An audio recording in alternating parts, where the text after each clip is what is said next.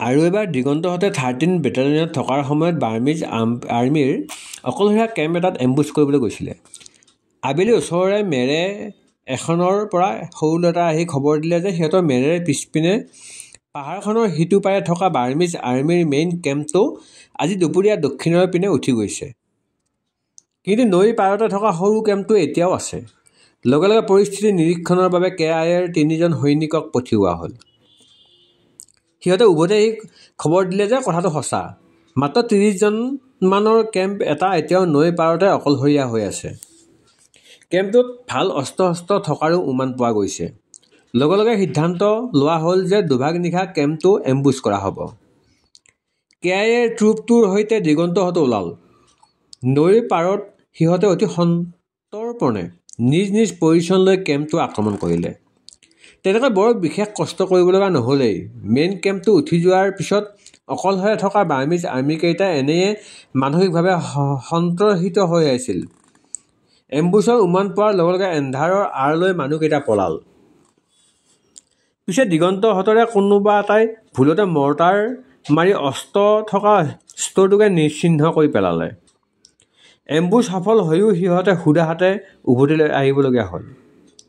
বেজাৰতে হৰণে খোৱা বস্তু ৰখা ঘৰটোৰ পৰা প্ৰায় 25টামান কনডেন্স মিল্কৰ টেমা লৈ আহিছিলে। তাৰে সিহঁতে পিছদিনা পায়স ৰান্ধি যুদ্ধত জিকাৰ নামত পৰিপাতিছিলে। প্ৰকাশে খুব ধুনীয়া জ্যোতিসংগীত এটা গাইছিলে। অলপ সময় পিছত চেংমায়ে 2টা আইনাৰ গ্লাছত গৰম ফাঁকা লৈ আহিলে। উতলা পানীত 2টামান শুকান চাহপাত পেলাই দিছে। সেয়া হ'ল ফাঁকা। ইয়াৰ মানুহবোৰে চাহপাত ফেক্টৰীত নুশুকুৱায়। কেঁচা চাহপাত কিনি আনি তাৰ ৰস চেপি ৰ'দত শুকুৱাই সাঁচি থয়। পিছত তাকেই গৰম পানীত দি ফাঁকা খায়। ফাঁকা খাই থাকোঁতে ব্ৰাংমাই সিহঁতৰ পুৰণি দিনবিলাকৰ কথা উলিয়ালে। স্থানীয় মানুহবিলাকৰ লগত তেনেকৈ ঘৰুৱাভাৱে কথা পাতি দিগন্তইও বৰ ভাল পালে। তেওঁলোকৰ পৰা বহুত নতুন নতুন কথা শিকিব পাৰি। ব্ৰাংমাৰ কথাবোৰো সি অতি মনোযোগেৰে শুনি গৈছিল। বিয়াৰ পিছত ইতিমধ্যে সিহঁতে 3বাৰ ভেটি সলাইছে বাৰ্মিজ আৰ্মিৰ আক্ৰমণৰ পৰা হাত সাৰিবলৈ। বাৰ্মিজ আৰ্মিয়ে সুবিধা পালে এফালৰ পৰা ধাহিমুহি লৈ যায়। কেতিয়াবা সিহঁতৰ ছোৱালীও ধৰি লৈ যায়। মানুহখিনিয়ে আকৌ নিৰাপদ আশ্ৰয় বিচাৰি অইন ঠাইত মেৰে পাতাগৈ। খেতি কৰাৰ উপৰি গিৰিয়েক ঘৈণীয়েকহালে সময় পালেই ওচৰৰ নৈত সোণ বুটলিবলৈ যায়। ভাগ্য থাকিলে কেতিয়াবা ভাল সোণ পায়। 2nd ব্ৰিগেডত বজাৰ লগাবলৈ অহা বেপাৰীসকলে সেই সোণ কিনি লৈ যায়। চেংমায়ে সিহঁতৰ পৰাই চেম্পু, লিপষ্টিক আদি কিনে। জেদ পাথৰ পালেতো আৰু কথাই নাই। দুৰ্গম পাহাৰৰ ডাঙৰ ডাঙৰ শিলাখণ্ডৰ মাজত জেদ পাথৰ লুকাই থাকে। জেদ পাথৰ লুকাই থকা শিলাখণ্ডৰ ওপৰত নীলা-বৰণীয়া আভা একোটাৰ আভাস পোৱা যায়। তাৰে আধাৰতে স্থানীয় মানুহে শিল ভাঙি বহুমূলীয়া পাথৰবিধ বিচাৰি উলিয়ায়। চীন দেশত জেদ পাথৰৰ মূল্য খুব বেছি। KIAৰ সেইটোৱে হৈছে সবাতোকৈ ডাঙৰ ব্যৱসায়। 2 বছৰ আগতে ব্ৰাংমাইও এটা জেদ পাথৰ পাইছিল। ফাকানৰ পৰা অহা ব্যৱসায়ীয়ে সেইটো 80,000 কিয়াত দি কিনিছিলে। তাৰে 60,000 কিয়াতেৰেই ব্ৰাংমাই হাতীটো কিনিছিলে। বাকীখিনি পইচাৰে সিহঁতে মচিনা চহৰ গৈ বেছ ফূৰ্তি কৰিলে। এঘণ্টামান পিছত চেংমায়ে সিহঁত দুয়োকে খোৱা মেজলৈ মাতিলে। আটাইখিনি খোৱা বস্তু মেজত উলিয়াই দি তাইও লগতে বহিল। ধুনীয়া চাউলৰ ভাত, কোমোৰাৰ জোল, বিভিন্ন শাকৰ 3বিধ সিজোৱা তৰকাৰী, লগতে শুকান মাছৰ চাটনি। এইবোৰ ঠাইত নৈজুৰি সকলোতে মাছ উভৈনদী। দিগন্তহঁতে KIAৰ এটা ছাউনীৰ পৰা আন এটা ছাউনীলৈ লং মাৰ্চ কৰি যাওঁতে ভোক লাগিলে ওচৰৰে নৈত বোমা এটা পেলাই দিয়ে। নিমিষতে অজস্ৰ মাছ পানীত ভাহি উঠে। সিহঁতে পেট ভৰাই পোৰা মাছ খায়। কেতিয়াবা মাছে আমুৱায়, তথাপিতো পেট পূৰাবলৈ খায়। খোৱা-বোৱা আৰম্ভ কৰাৰ আগতে তিনিও এবাৰ প্ৰাৰ্থনা কৰিলে। নিজৰ ঘৰত খোৱা দি দিগন্তই হেঁপাহ পলুৱাই ভাত এসাঁজ খালে। খোৱাৰ পাছত চেংমায়ে তাক অসমৰ বিষয়ে নানান কথা সুধিলে। সিও ধুনীয়াকৈ ৰহণ সানি অসমৰ গাঁও চহৰবিলাকৰ বৰ্ণনা গ'ল। গাঁৱতো পকীঘৰ, লাইট, মটৰ গাড়ী আদি থকাৰ কথা শুনি চেংমাইৰ চকু কঁপালত উঠিছিল। অসমৰ কিছুমান মাইকী মানুহে তাইৰ নিচিনা কাপোৰ পিন্ধে বুলি জানি খুব আনন্দ পালে। দিগন্তই মিহি ট্ৰেক পেণ্টটো আঁঠুৰ ওপৰতে এবাৰ আগ্ৰহেৰে চুই চালে। চাট কৰে দিগন্তৰ মাকলৈ মনত পৰিল। এইবাৰ সি কাচিনলৈ ওলোৱা বুলি ঘৰত যিদিনাখন গম পালে, মাকে তাক এটা অদ্ভুত অনুৰোধ কৰিছিল। পুতেকক ফুল ইউনিফৰ্মত চোৱাৰ মন। দিগন্তইও আজলি মাকৰ কথা ৰাখিছিল। ফুল ইউনিফৰ্ম পিন্ধি পিঠিত ইকুইপমেণ্ট বেগ, কঁকালত গ্ৰেনেডৰ বেল্ট এডাল, টমলেট, ৰাইচ বেগ ইত্যাদি সকলোৰে সুসজ্জিত হৈ সি মাকৰ সন্মুখত থিয় দিলে। ইকুইপমেণ্ট বেগটো খুলি এটা এটাকৈ বস্তুবোৰ উলিয়াই মাকক দেখুৱাইছিল। পিষ্টল এটা, পানী কাপোৰ এখন, কটাৰী এখন, বেজী সূতা, টাপলি মৰাৰ বাবে লোৱা কাপোৰ, 5 মিটাৰমান দীঘল প্লাষ্টিকৰ ৰছী এডাল, মাছ মৰা বৰশী, এলুমিনিয়ামৰ থাল এখন আৰু গিলাচ এটা। পাহাৰত প্ৰতিটো বস্তুৰে প্ৰয়োজনীয়তাৰ কথাও সি মাকক বুজাই দিছিলে। মাকে সেইদিনা ইউনিফৰ্মৰ চাৰ্টটো পিটিকি পিটিকি চাইছিল আৰু এটা সময়ত আবেগিত পুতেকক সাৱটি ধৰিছিল। তাৰ কপালত চুমা এটা আঁকি আশীৰ্বাদ কৰিছিলে। সেই দৃশ্যটি মনত পৰি দিগন্তৰ চকু সেমেকি গৈছিল। ইতিমধ্যে সময় যথেষ্ট হৈছে। 3 বজাত KIAৰ ছাৰ্জেণ্ট মেজৰৰ অফিচত চিটুৱেশ্যন চিগাৰ আলোচনাত সি উপস্থিত থাকিবই লাগিব। গতিকে দিগন্তই ব্ৰাংমাক ঘড়ী আছে নেকি সুধিলে। আঙাই বুলি মূৰ দুপিয়াই ব্ৰাংমা ভিতৰৰ কোঠাটোলৈ সোমাই গ'ল। দিগন্তৰ এটা ইলেক্ট্ৰনিক ঘড়ী আছিলে। কলেজত পঢ়ি থকাৰ সময়ত তিনিচুকীয়াৰ ফুটপাথৰ পৰা 35 টকা দি কিনা। ব্ৰহ্মদেশলৈ প্ৰথমবাৰ ওলাই আহোঁতে সি সেইটো পিন্ধি আহিছিলে। NSCNৰ হেড কোৱাৰ্টাৰৰ গোহাঁই ছাৰক এদিন পাৰ্টিলৈ মাতিছিলে। সন্ধিয়া গোহাঁই ছাৰে ড্ৰেছ পাতি কৰি ৰেডি হৈছে। কেম্পত অইন কাৰোৰে হাতত ঘড়ী নাই। দিগন্তই তাৰ ঘড়ীটোকে গোহাঁই ছাৰক দিলে। পুৰণা ঘড়ী, আইনাখন খুলি খুলি যায়।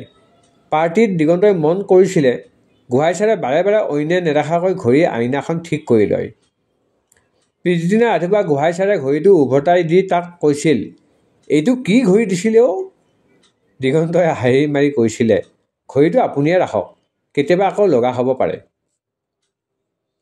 সেইটোৱে আছিল তাৰ প্ৰথম আৰু একমাত্ৰ ঘড়ী। ব্ৰাংমাই ভিতৰৰ পৰা সৰু লেডিজ ঘড়ী এটা লৈ আহিল। চেংমায়ে মছিনাত কিনা। দিগন্তই ঘড়ী চাই দেখে 1:30 বাজিছে। কাচিনৰ স্থানীয় সময় অসমতকৈ এঘণ্টা আগবঢ়া। ইয়াত ঘড়ী চালে এঘণ্টা পিছুৱাই অসমৰ সময় অনুমান কৰাটো তাৰ অভ্যাসৰ নিচিনা হৈ পৰিছে। দিগন্তই খৰধৰ কৰিলে। 3 বজাত যেনে তেনে কেম্প পাবগৈ লাগিব। আজি অসমৰ পৰা স্পেচিয়েল WT মেছেজ অহাৰ কথা। উজনিত GHQ বহিছে। CNC ছাৰে সংগঠনৰ কাৰণে ভাল ল'ৰা কেইটামান পঠিয়াই দিবলৈ কৈছে। তাৰ বাবে বহুত কাম আছে। দিগন্তই মানুহহালক মাত লগাই চাংঘৰৰ পৰা নামি আহিল। চেংমায়ে তাক আকৌ এদিন আহিবলৈ দঢ়াই দঢ়াই ক'লে। ব্ৰাংমাই সন্মুখৰ জুৰিটোৰ পাৰলৈকে তাক আগবঢ়াই দিলে। দিগন্তই দীঘল দীঘল খোজ দি কেম্পলৈ পোনালে। বাটত আহি থাকোঁতে মনত পৰিল, আজি কুমফ্ৰডুমৰ পৰা ইয়াত কিবা উলিয়াব লাগিছিলে। বিজয় আৰু প্ৰভাতৰ জোতা দুযোৰ পিন্ধিব নোৱাৰাকৈ ফাটি গৈছে। সিহঁতে নিজে এবাৰো কোৱা নাই যদিও দিগন্তই নিজেই দুযোৰ জোতা কিনি দিয়া কথা ভাবিছে। কুমফ্ৰডুম হৈছে টকা পইচাৰ ৰখাঘৰ। KIAৰ বেংক। বিভিন্ন দাপৰ টকা পইচাবোৰ তাতেই জমা হয়। অসম ড্ৰাপৰো একাউণ্ট এটা আছে। দিগন্তই চোৱা চিতা কৰে। পইচা বুলিবলৈ এপ্ৰিল মাহত গোহাঁই ছাৰ আহোঁতে তাক 15,000 কিয়াত দি থৈ গৈছিলে। তাৰোপৰি ল'ৰাবিলাকে বছৰি KIAৰ পৰা 900 কিয়াতকৈ দৰমহা পায়। বিনামূলীয়া ৰেচনৰ ওপৰঞ্চি হাত খৰচ। KIAৰ তত্বাৱধানত থকা সময়ত অসমৰ ল'ৰাখিনিকো এওঁলোকে নিজৰ আৰ্মি বুলিয়েই ব্যৱহাৰ কৰে। নদী পাৰ হৈ চাউল আনিবলৈ, এম্বুছ কৰিবলৈ বা অইন বিভিন্ন কামান দি দাপৰ ল'ৰাক যিদৰে পঠিয়াই তেনেকৈ ৰেগুলাৰ আৰ্মিৰ নিচিনাকৈ বছৰেকীয়া দৰমহাও দিয়ে। তাৰে ল'ৰাবোৰে 2 এপদ লাগতিয়াল বস্তু কিনে, বাকীখিনি কুম্ভু ডমত অসম টাপৰ একাউণ্টত জমা দিয়ে। পইচা পাতি খৰচৰ ক্ষেত্ৰত দিগন্ত খুব মিতব্যয়ী। চি ইন চি ছাৰে যিমান পাৰি কম খৰচত চলিবলৈ কৈছিল। গতিকে সি প্ৰতিটো ক্ৰিয়াতৰ হিচাপ ৰাখে। এদিন সন্ধিয়া 50 ক্ৰিয়াতৰ হিচাপ নিমিলা কাৰণে হিচাপৰ কাগজ পাতি লৈ বহি যোৱা দেখি প্ৰভাতে ক'লে, মহাশয়, আপুনি মিছাতে ইমান জুখিমাখি খৰচ কৰে। অসম এতিয়া সংগঠনৰ পইচাৰ উভৈনদী। ল'ৰা হাতে হাতে ইয়ামাহা আৰু মাৰুতি গাড়ীৰ চাবি, ধুনীয়া ধুনীয়া ড্ৰেছ। প্ৰভাত কাচিনলৈ অহা দুমাহে হৈছে। তাৰ ঘৰ ৰংজুলিত। সন্ধিয়া সি প্ৰায়ে দিগন্তৰ ওচৰত বহেহি। অসমত এতিয়া সংগঠনে কিদৰে চলিছে সেই বিষয়ে কথা পাতে। নতুন ল'ৰা বহুত সোমাইছে। সিহঁতে সংগঠনৰ চলোৱাৰ কষ্ট কি দেখা নাই। সংগঠন সোমায়ে মাৰুতি গাড়ীৰ চাবি পাইছে। পইচাৰ কাৰণে জীৱনৰ আগ কৰি কষ্ট কৰি বেংক ডকাইতিও কৰিব লগা হোৱা নাই। লাগ বুলিলে কাৰোবাৰ ওচৰলৈ গৈ ধমকি এটা দিলেই টকা পোৱা যায়।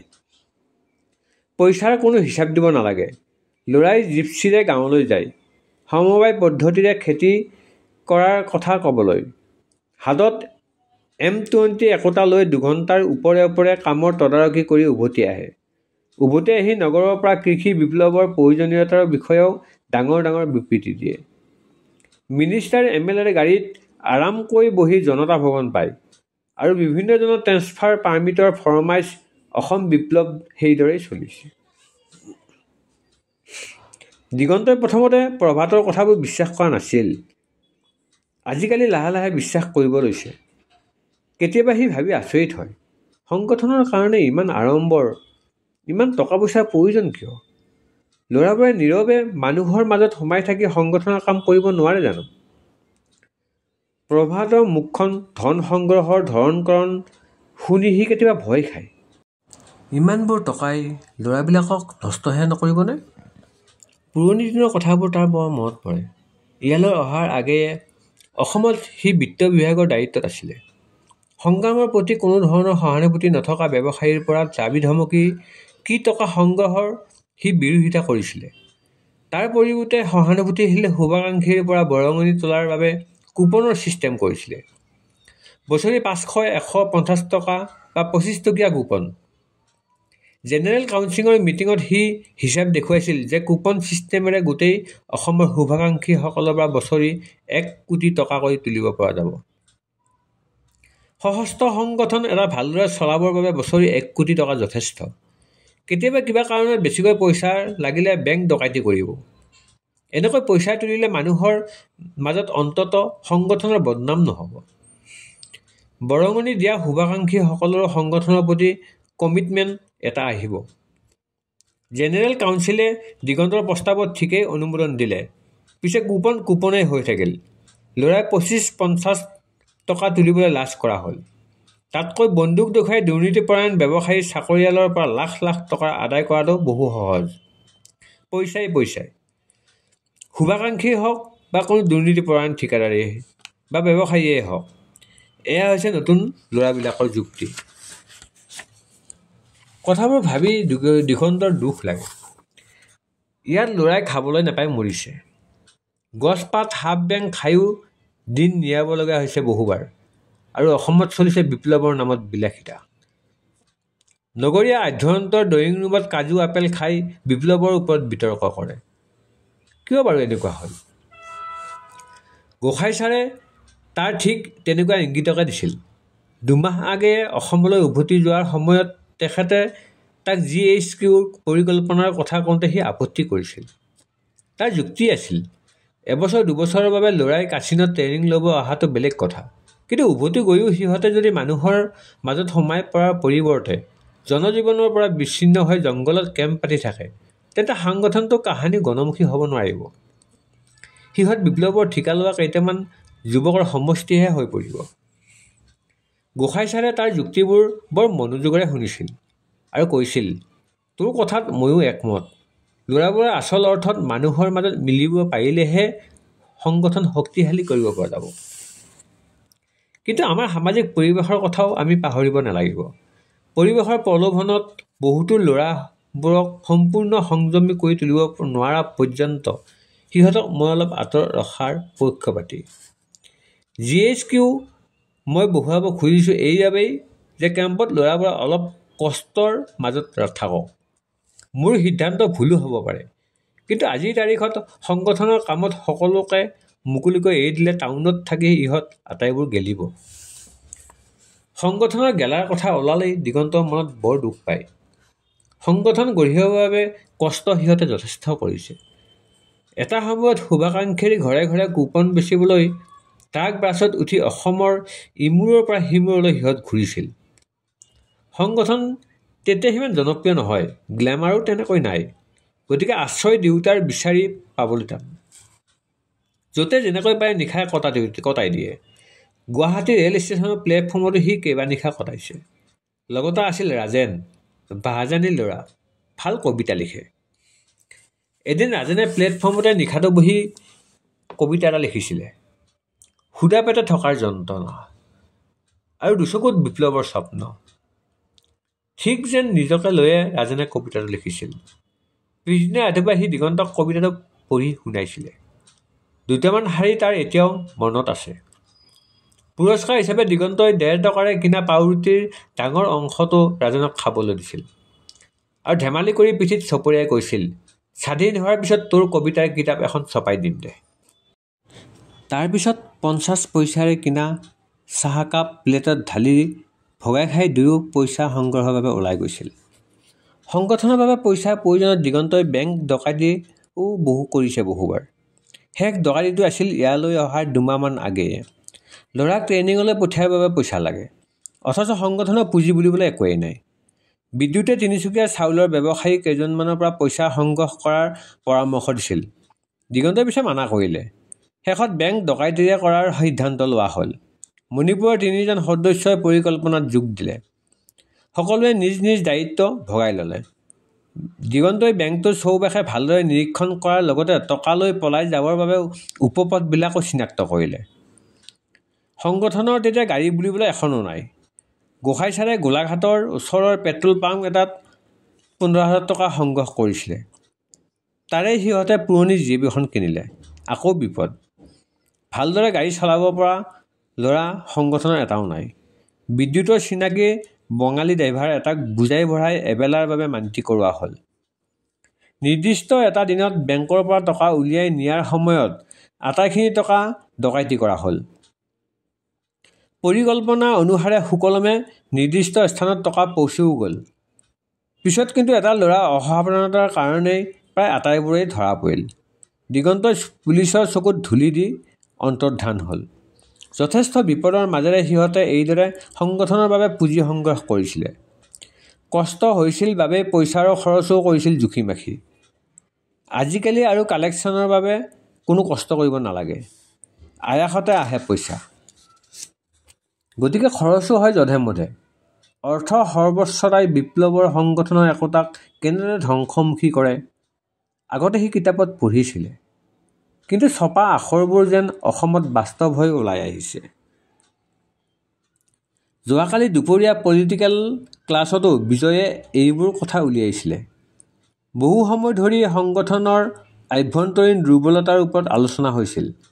আলোচনাৰ শেষত সিদ্ধান্ত লৈছিল দিগন্তই, আৰু এটা কথা কি জানা, বিপ্লৱৰ ঐতিহাসিক চৰ্চা কৰাৰ সময়ত আমি যদি সফল বিপ্লৱসমূহৰ উদাহৰণহে লওঁ, বিপ্লৱী ধাৰা একোটাক সফলতাৰে প্ৰতিষ্ঠা কৰিবৰ বাবে কি কি কৰা উচিত, সেই বিষয়ে ইতিহাসৰ শিক্ষা যিদৰে দৰকাৰী, তেনেদৰে বিপ্লৱৰ সম্ভাৱনা একোটা বিফলনো কিয় হয় সেই বিষয়ৰো চৰ্চা হোৱা উচিত। ইতিহাসৰ বিফল বিপ্লৱবিলাকৰ অধ্যয়নে আমাৰ শিক্ষাত যথেষ্ট সমল যোগাব পাৰে। মানুহৰ মাজত দিগন্তৰ চিন্তাত আউল লাগিল। ইমান পৰে সি তলমূৰকৈ খোজকাঢ়ি আন এখন চিন্তাৰ জগতত বিচৰণ কৰি আছিল। মূৰ তুলি চাই দেখে এহাল ডেকা গাভৰু ওলোটা দিশৰ পৰা আহি আছে। ডেকাৰ কান্ধত কাপোৰৰ এটা বেগ। বোধ কৰোঁ ওচৰৰ নৈত সোণ বুটলিবলৈ গৈছিল। দুয়ো নিজৰ মাজতে ইমান বিভোৰ আছিল যে নিজন বাটটোত আনকি দিগন্তকো নেদেখাকৈ কথা পাতি সিহঁত পাৰ হৈ গ'ল। ল'ৰা ছোৱালীহালক দেখি দিগন্তৰ হঠাতে অঞ্জুলৈ মনত পৰিল। অঞ্জু তাঁতী। নাহৰণি চাহ বাগিচাৰ মজদুৰ লাইনত ডাঙৰ হোৱা ছোৱালী অঞ্জু দিগন্তৰ কাণ সমনীয়া। দিগন্তৰ দেউতাক নাহৰণি চাহ বাগিচাৰ বৰবাবু। অঞ্জুৰ দেউতাক আছিল মজদুৰৰ চৰ্দাৰ। ডেকা বুঢ়া সকলোৱে মাতে ৰামু চৰ্দাৰ বুলি। মানুহটোৰ কথা বতৰা এনেও বৰ ভাল। অঞ্জুক খুব মৰম কৰে।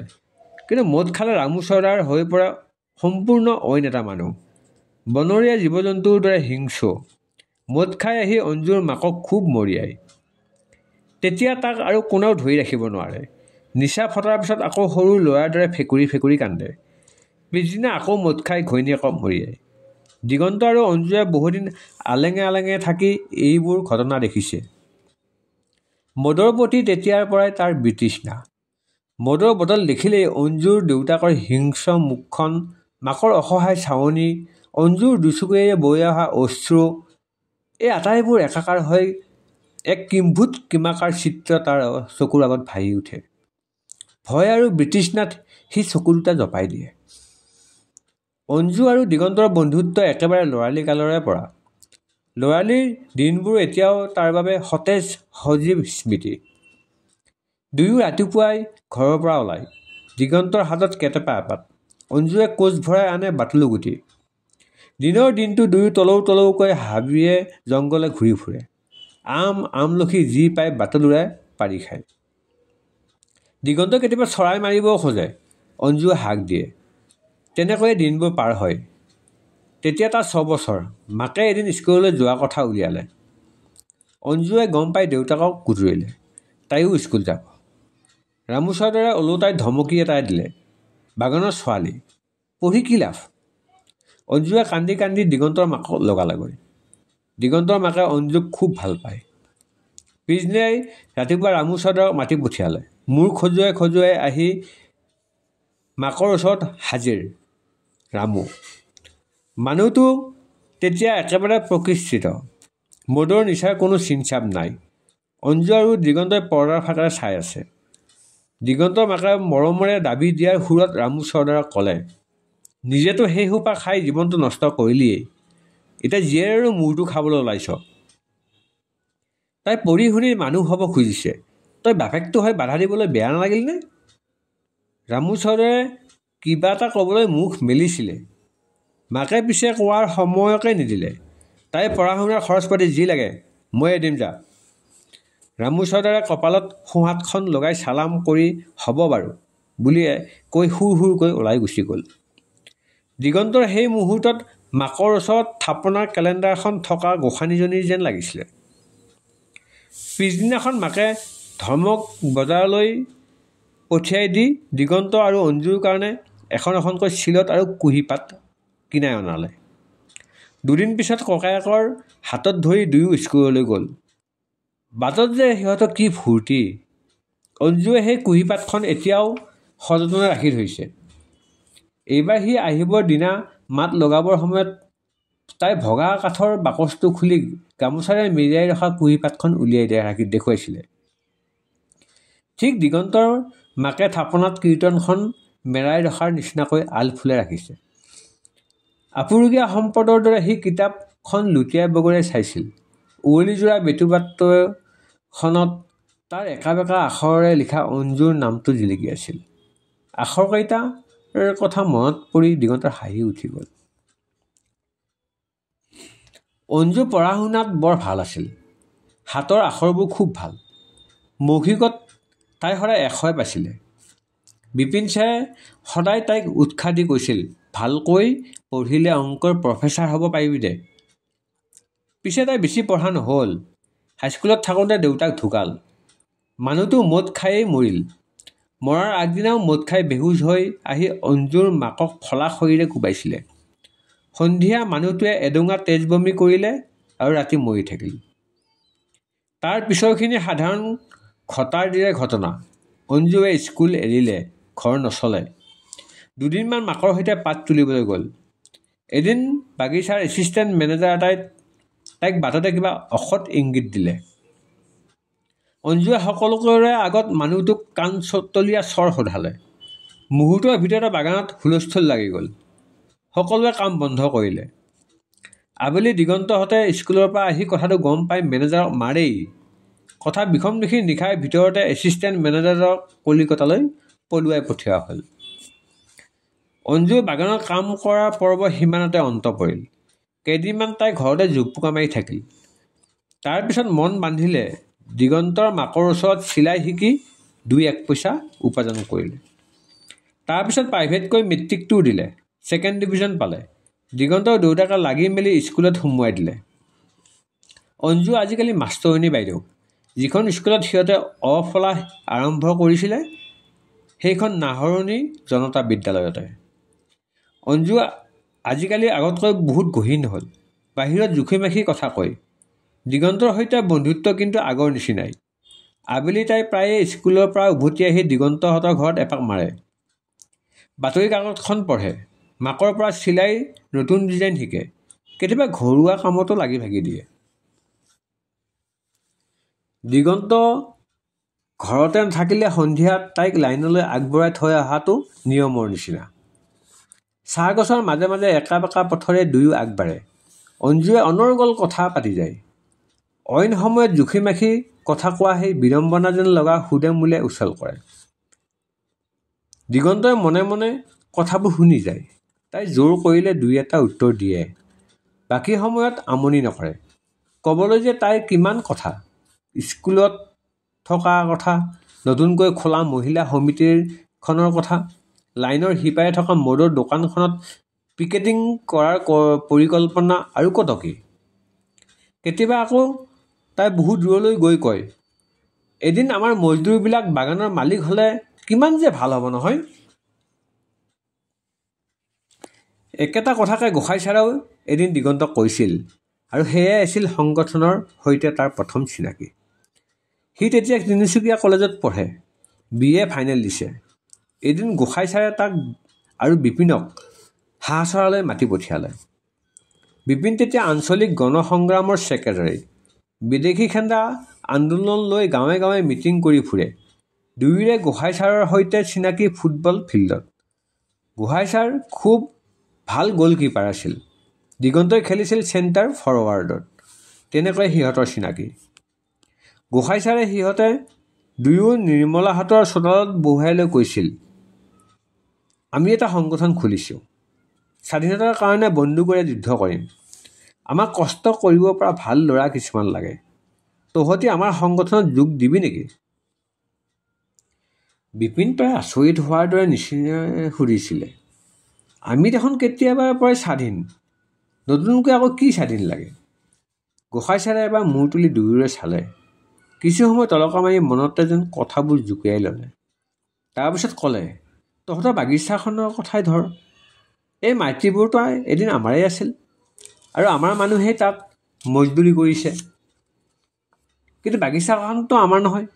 বাগিচাৰ মালিক বহি আছে বিদেশৰ কোনোবা চহৰত। আমাৰ মানুহক সিহঁতে পোক লগা চাউল খুৱাইছে। সেইবোৰ খাই বেমাৰত মানুহ মৰিছে। বোনাছৰ কাৰণে আন্দোলন কৰিলে পুলিচ লগায়, আৰু সিহঁতে বিদেশত বহি বহি আমাৰ মূৰত কঁঠাল ভাঙি খাইছে। এই মালিকবিলাকক আমি খেদিব লাগিব। মজদুৰ বাগিচাৰ মালিক হ'ব, কিন্তু তাকে লৈ আমি যদি আন্দোলন পিকেটিং কৰিও থাকোঁ কোনো লাভ নাই। পুলিচ CRP লগাই সিহঁতে মানুহ মাৰিব। দিনজানৰ সেই সোপাটো আছেই। গতিকে আমি বন্দুকেৰে যুঁজিম। স্বাধীনতা মানে আমি কি বিচাৰিছোঁ তাৰ আৰু বহুত উদাহৰণ দিব পাৰিম। মাত্ৰ তহঁতি নিজে জড়িত থকা উদাহৰণ এটা দিলোঁ। আমাৰ সংগঠনত যোগ দিয়াৰ বাবে কাকো জোৰ কৰিব খোজা নাই। তহঁতি কথাটো ভাবিছা, মোক পিছত জনালেও হ'ব। বিপিন বোধকৰো কথাবোৰ বৰ ভাল নাপালে।